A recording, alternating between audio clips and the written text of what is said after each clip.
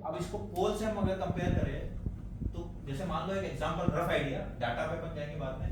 जैसे इस पूरे कमरे को अगर आप कोयले से भर दें और उतने कोयले को जला के आप एनर्जी प्रोड्यूस करें तो कुछ कई टनों में कोयला रहेगा, उतनी एनर्जी जनरेट करने के लिए यूरेनियम से अगर जनरेट करेंगे ना तो वो जो जितना मास यूज होगा उसको नॉर्मल तरीके से मेजर भी नहीं किया जा सकता कि वो कितना मास यूज हुआ, इसलिए उसको मास डिफेक्ट कहा जाता है। तो वो जो m है वहाँ पे उसको डेल्टा m बोल सकते हैं, E equal to mc square की जगह E equal to delta m square c square पे लिख सकते हैं।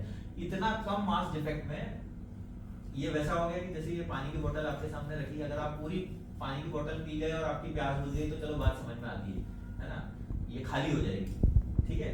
लेकिन अगर कुछ ऐसा हो, न्यूक्लियर के मामले में ऐसा होता है कि पानी की बोतल जितनी भर के दी है इसमें से मैंने बिल्कुल जरा सा हल्का सा सिप किया, सिप करना भी शायद ज्यादा हो जाएगा, बिल्कुल एक जरा सा सूंघ लिया, जैसे कुछ लोग उसमें बोलते हैं ना पीने वाले जो ड्रिंकर्स होते हैं उनके बोलते हैं भाई ढक्कन सूंघ लिया, अगर मजाक में बोलते हैं, तो जरा सा भी अगर हमने पी लिया और हमारी प्यास बुझ गई और ये पानी उतना का उतना ही, जितना पहले था उतना ही है, तो एक चमत्कार जैसा है ना। तो ये न्यूक्लियर पावर का इतना हाई पोटेंशियल है। अभी अपन धीरे धीरे आगे बढ़ेंगे तो आपको और लगेगा कि अरे बाप रे ये कौन सी दुनिया, आपको तो पता ही नहीं था।